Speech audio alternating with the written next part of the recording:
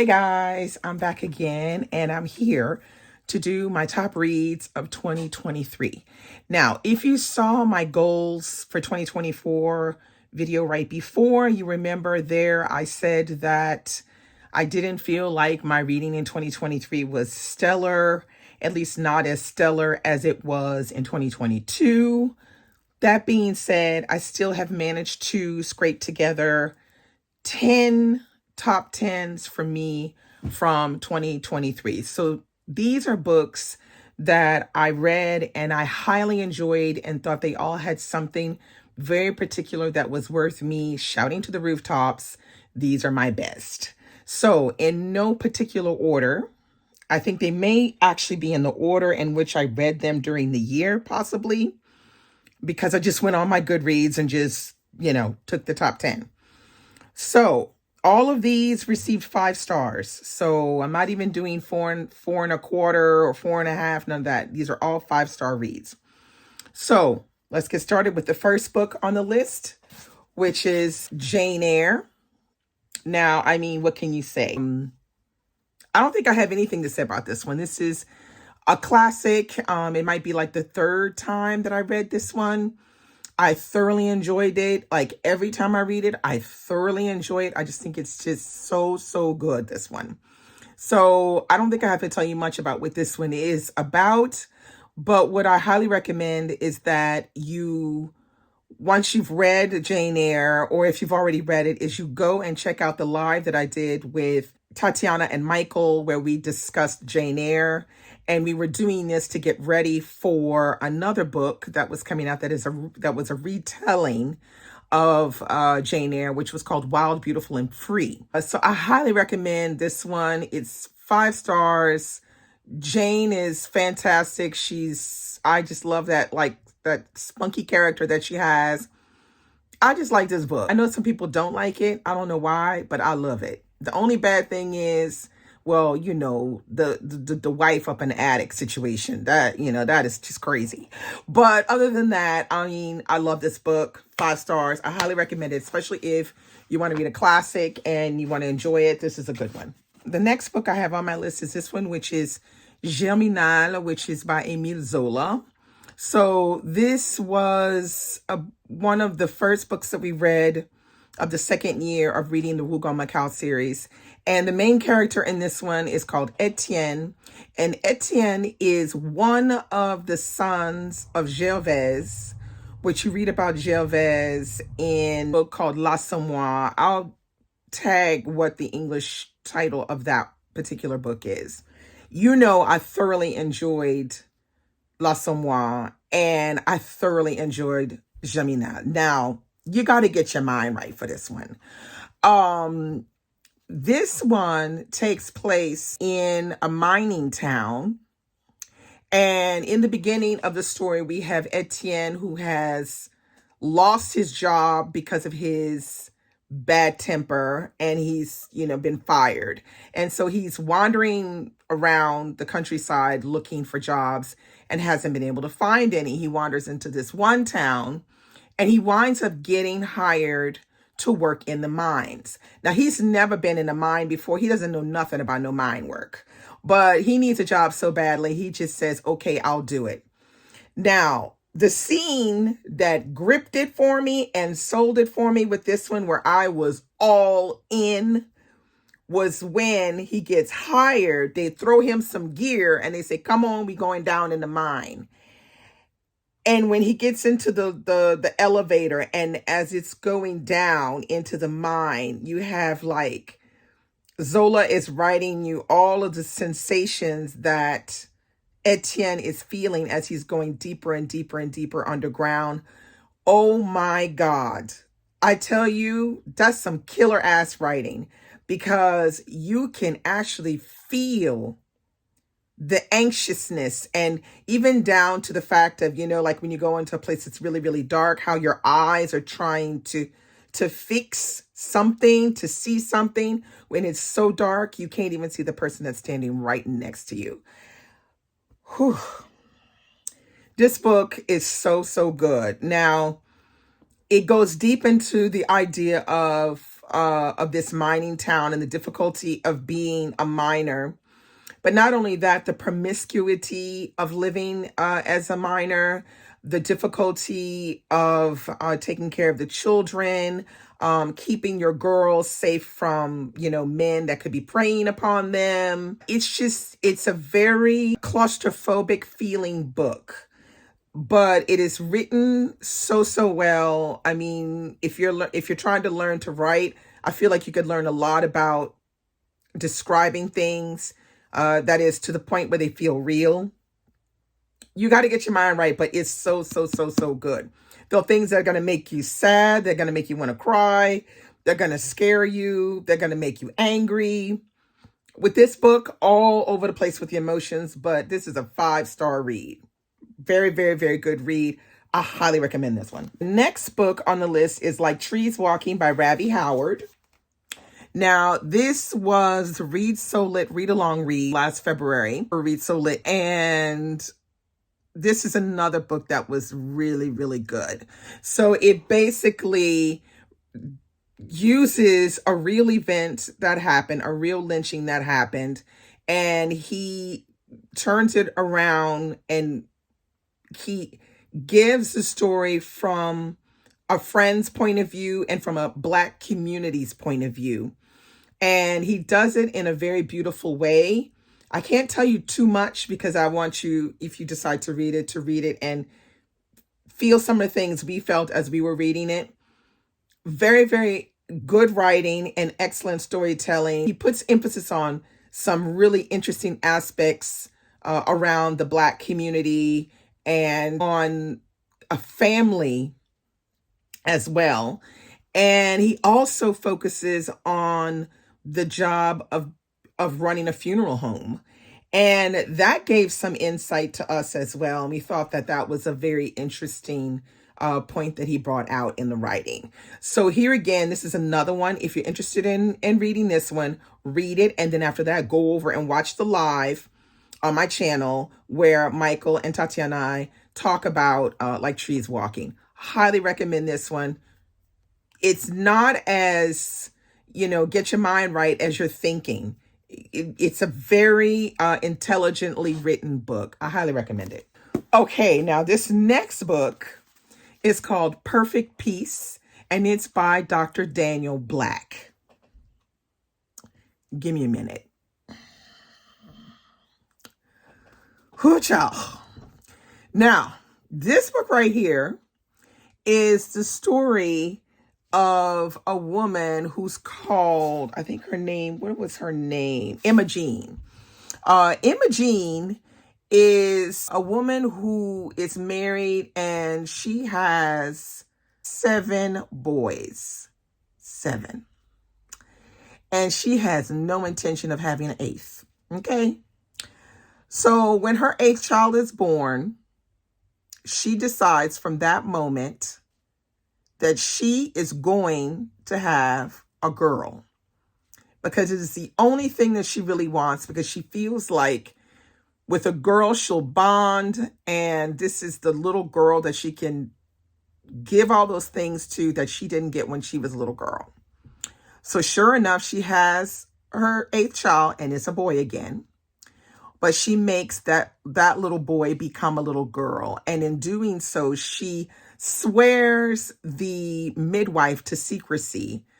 And I'm not telling you nothing else. This book right here was written before its time because he talks a lot about gender roles, gender expectations. He talks about this through the Black community. And he talks about in family and what parents mean to their children and what children mean to their parents. This book is so well written, and he does not miss a beat in the discussion in this book. Nothing is just left like that. He really does find a way to tell a full, complete story, but that is damned captivating. And let me tell you, it's one that if you have a book club and you want a good book club read where you have a lot of discussion, This one right here. I tell you, y'all will be arguing. Y'all are going to be agreeing. Y'all going to be amening. I mean, it's just a wonderful, wonderful read. Highly recommend it. Perfect Peace. Now, this was a book that we read in my Read So Lit book club over on Patreon. And we had the pleasure of having Dr. Daniel Black come and speak with us about this book. And let me tell you, he took us to church on some things. We had a really good time. Highly recommend this one. Go get your book, Perfect Peace. The next book on my list is this one right here, Wild, Beautiful, and Free. And this one is by an author I love dearly, and that is Sophronia Scott. Now, Sophronia Scott wrote this book as a retelling of Jane Eyre. And she spoke about wanting to read this book when she came to talk to us about her book, Unforgivable Love, which we read for one of the Read So Lit read-alongs one February. And I just thought, yeah, Jane Eyre with Black people, that would be a great story, because Unforgivable Love was a retelling of Les Liaisons Dangereuses. And she set it in Harlem during the Harlem Renaissance period. So she then wrote this one, Wild, Beautiful, and Free, and this was a retelling of Jane Eyre, except the main character here is called Jeanette Bébine, and this takes place antebellum slavery time, but it has a bit of a twist to it. And let me tell you, she did it extremely well. I feel like she took some of the major elements of the novel Jane Eyre, and she turned them to fit them into this time period extremely well. Even if you haven't read Jane Eyre, you're still gonna love this book. The main character and the ups and downs and the turns that she goes through are very, very interesting. I commend her for trying to do this, because I don't think a lot of these retellings are done so well, but this one is done extremely well. Highly recommend you go read what happens with Jeanette Bébine. And yeah, let me know. And also you can also go and read Unforgivable Love by Sophronia Scott as well. It's really, really good. Okay, the next book I have here is The God of Small Things by Arundhati Roy. Now, this is my first Arundhati Roy, and I read this with my podcast buddy, Christy, which we discussed over on the podcast. So if you want to know more details about what we thought and what I thought about the God of Small Things, I would suggest you go over there and listen to the podcast episode. But in essence, this is a story about twins, and they are kind of odd and kind of left to their own devices. And what winds up happening is there is an event that happens involving the twins and involving another character in the book. I'm not going to say who it is because I don't want to give too much away. And it's from the moment that this incident happens that the story starts to roll like a snowball down a hill. So good. Lots of interesting writing tactics that she uses in the book. I highly recommend this one for lovers of literary fiction. If you're not really a fan of literary fiction, I would say stay away from this one. But if you love literary fiction, this is top notch. You need to be reading this one. I highly recommend it. Okay, now the next book is The Defender, How the Legendary Black Newspaper Changed America by Ethan McKiley. Now, this book, there's a whole situation with this one. I managed to get interested in reading this book because I had originally read another book which was called Jam on the Vine, and it's by LaShonda Catrice Barnett. I love this book. And that book has the theme of talking about the Black newspaper in America.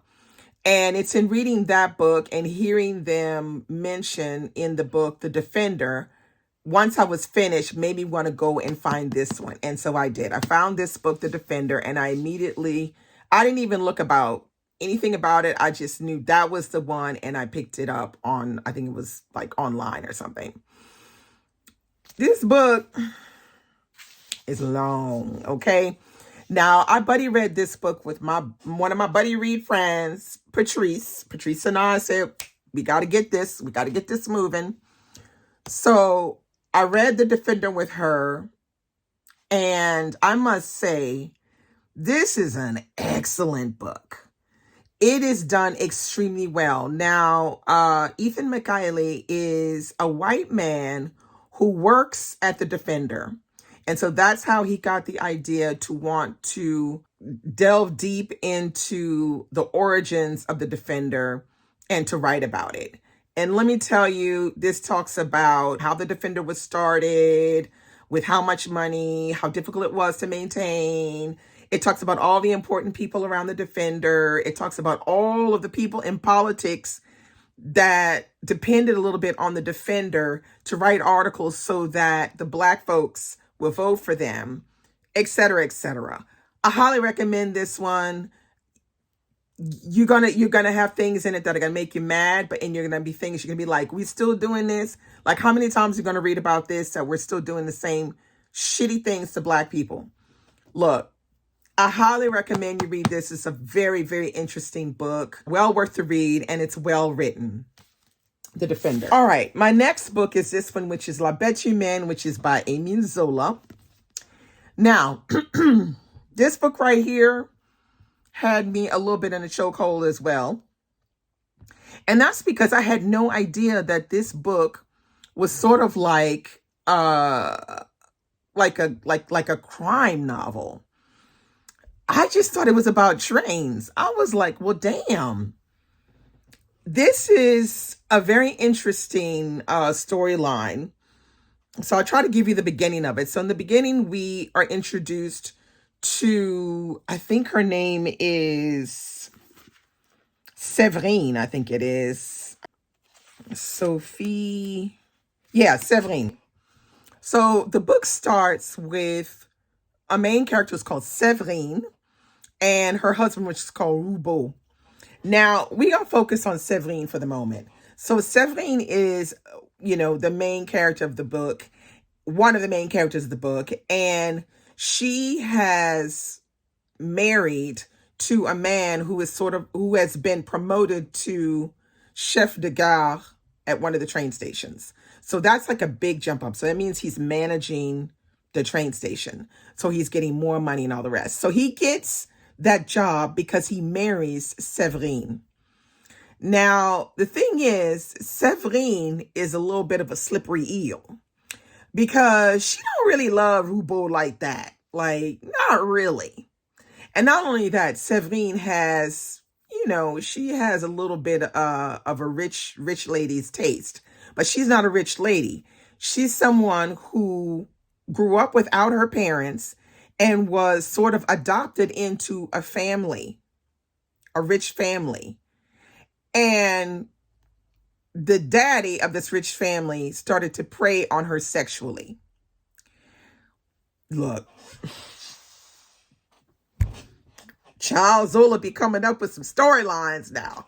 So that's all I'm going to say. But there's a murder, and then we trying to find the criminal, or are we? I think it's more like, it's not like we're trying to find the criminal. I think we're trying to study the criminal. It's like a study of the criminal mind. That's what this book is about. I did not know. Nobody had told me that this is what this book was about. I just thought this book was about damn trains. I was all wrong. It's true, there is some stuff about trains in it, but it's really about studying the criminal mind. This book right here was so good. This one had Anna and I in a chokehold. We was just like up at night, late reading with the light on, the bright lights on. Because I felt like as I was reading, it gave me the creepy feels. It really did. I mean, creepy feels. I highly recommend this one. So good. So good. All right. My next book is The 392 by Ashley Hickson Lovins. Now, this is one of the books we read last year in the Read So Lit book club on Patreon. This book was really, really good. Now, this is a book. This is a book that focuses on a new bus line that runs through London called the 392. And what we get is a plethora of different people, or should I say a motley crew of people that are taking this bus, going wherever they're going. Now, what he does brilliantly is that he puts us in the mind of each person that's on this bus, while at the same time kind of disorientating us a little bit in some points, and we don't pay attention to some things more than other things, which is a very good indication that he does this story very well, because it's a little bit like that when you're in public. So let's say, for instance, you get on a metro or a bus, you're sitting there, you see somebody walking, you kind of look at them, and then he goes to sit down, and then your eye pans over to someone else, and they're sitting there, and it's an old lady, and another time you pan over, it's a young person. Your eye is panning from one person to the next, but you don't hear what they're thinking. Whereas in this, we see what's going on in the bus pretty much, and we hear what everybody is thinking.